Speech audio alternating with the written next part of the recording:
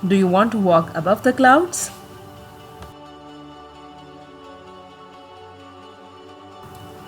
Do you want to boat in clear water?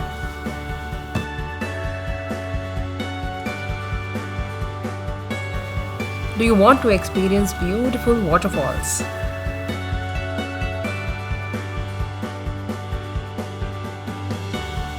Do you want to drive on the edge of the hills? Do you have any plan to camping in the lush green jungle or stay in the beautiful green valley? Or do you want to spend a day on the beach? If yes, so please stay with us and watch the whole episode. In this episode, I will guide you how to plan your Salalah trip from UAE or any GCC country.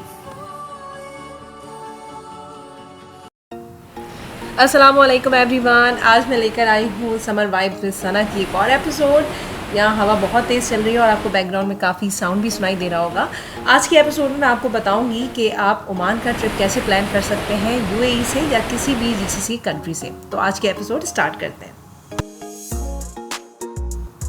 सबसे पहले बात कर लेते हैं उन documents की जो car के लिए रिक्वायर्ड होते हैं। सबसे पहले हमें चाहिए होता है ट्रिप टिकट। अगर हम यूएई से किसी भी दूसरी कंट्री में रोड ट्रैवल कर रहे हैं, रोड ट्रिप का प्लान कर रहे हैं, तो सीपीटी रिक्वायर्ड होता है। ये सिर्फ यूएई में नहीं बल्कि हर जीसीसी कंट्री में आपको रिक्वायर्ड होता है। इसके बाद बारी आती है टूरिज्म सर्टिफिकेट की। ये सिर्फ आपको यूएई में रिक्वायर्ड होता है। अगर आपकी कार यूएई में रजिस्टर्ड है तो टूरिज्म सर्टिफिकेट आपको आरटीए से लेना पड़ता है अगर आप अपनी कार को यूएई के बॉर्डर से बाहर लेके जा रहे हैं। वैसे ओमान के ट्रिप में इसकी ज़रूरत ऐसा पड़ती नहीं है, लेकिन बनवा लें एहतियातन। उसके बाद आपको ज़रूरत पड़ती है कार इंश्योरेंस की। कार इंश्योरेंस आपकी ऐसी होनी चाहिए जो यूएई में भी कवर्ड होती हो और ओमान में भी। और अगर किसी दूसरी जीसीसी कंट्री से आप ट्रैवल कर रहे हैं तो इस बात का ख्याल रखें कि आपकी इंश्योरेंस दोनों कंट्रीज़ में कवर्ड होती हो। इसके बाद आपको चाहिए होता है मुल्किया, यानी कि ओनरशिप व्हीकल लाइसेंस। इसका होना बहुत ज़रूरी है। इसके बगैर आपको वो बॉर्डर क्रॉस नहीं करने देंगे।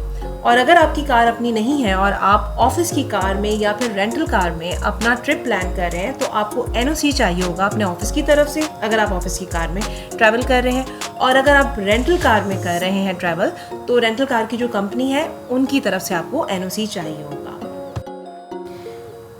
अब आपको जो चीज़ चाहिए वो चाहिए ड्राइविंग लाइसेंस, जो कि 6 मंथ तक वैलिड होना चाहिए। अगर एक्सपायर हो रहा है तो आप इसको रिन्यू करवा लें।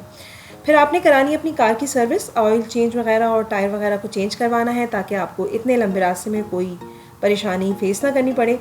फिर आती है बारी आपके पर्सनल डॉक्यूमेंट्स की। पर्सनल डॉक्यूमेंट्स में जो सबसे पहले चीज़ आती है वो है आपका पासपोर्ट, जो कि 6 महीने तक वैलिड होना चाहिए। दूसरे नंबर पे आपकी एमिरेट्स आईडी और तीसरे नंबर पे आता है आपका रेजिडेंस वीज़ा, जो कि वैलिड होना चाहिए 3 मंथ तक, और आपका ओमान का विज़िट वीज़ा। ओमान का विज़िट वीज़ा लेने के 2 तरीके हैं। एक तो ऑन अराइवल वीज़ा आप अप्लाई कर सकते हैं और ई वीज़ा भी आप अप्लाई कर सकते हैं। ऑन अराइवल वीज़ा आप कैसे ले सकते हैं? जैसे ही आप बॉर्डर क्रॉस करते हैं और पासपोर्ट कंट्रोल पे जाते हैं तो वहाँ पे इमिग्रेशन काउंटर पे जाके आपको अपने डॉक्यूमेंट्स शो करने पड़ते हैं, लाइक आपकी एमिरेट्स आईडी, आपका जो वैलिड रेजिडेंसी वीज़ा है वो, और आपका पासपोर्ट। तो फिर आपको वहाँ से ऑन अराइवल वीज़ा इशू हो जाता है। एक फॉर्म आपको फिल करके देना होता है। इसके अलावा आप ई वीज़ा भी अप्लाई कर सकते हैं, जो कि ओमान रॉयल पुलिस की वेबसाइट से अप्लाई किया जाता है, और उसका पूरा प्रोसेस मैं यहाँ पे आपको बताऊँगी। विज़िट वीज़ा की जो फ़ीस है ओमान में वो है 5 रियाल, 5 ओमानी रियाल, 5 ओमानी रियाल, यानी कि 50 दरहम्स, 50 दरहम के बराबर है। और ये वैलिड होता है 28 डेज़ तक। यहाँ मैं आपको बता रही हूँ कि किस तरह से आप ई वीज़ा अप्लाई कर सकते हैं। पहले आपने गूगल पे जाके ई वीज़ा ओमान टाइप करना है। आपके पास डिफरेंट लिंक्स आ जाएंगे। पहले वाले लिंक को आपने छोड़ देना है, सेकंड लिंक पे आना है, ठीक है। फर्स्ट लिंक जो है उस पर आपने क्लिक नहीं करना। सेकंड लिंक पे आपने आना है जो कि rop.government.oman, वहाँ पे आपने क्लिक करना है। इस तरह का पेज ओपन होगा। स्क्रॉल करके आपने नीचे आना है और अप्लाई फॉर टूरिस्ट वीज़ा पे क्लिक करना है।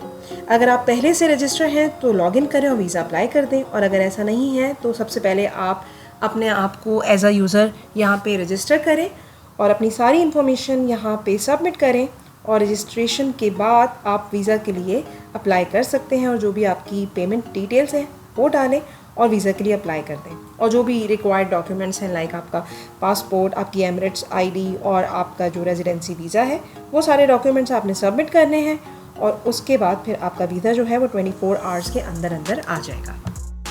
जो जीसीसी के रेजिडेंट्स हैं उनके लिए वीज़ा टाइप 29A है। पहले आपने अपने लिए वीज़ा अप्लाई करना है 29A कैटेगरी में और फिर उसके बाद वीज़ा टाइप 29B आपने अप्लाई करना है अपनी फैमिली के लिए, लाइक अपनी वाइफ और अपने बच्चों के लिए। और 24 आवर्स में आप लोगों के वीज़ास आ जाएंगे।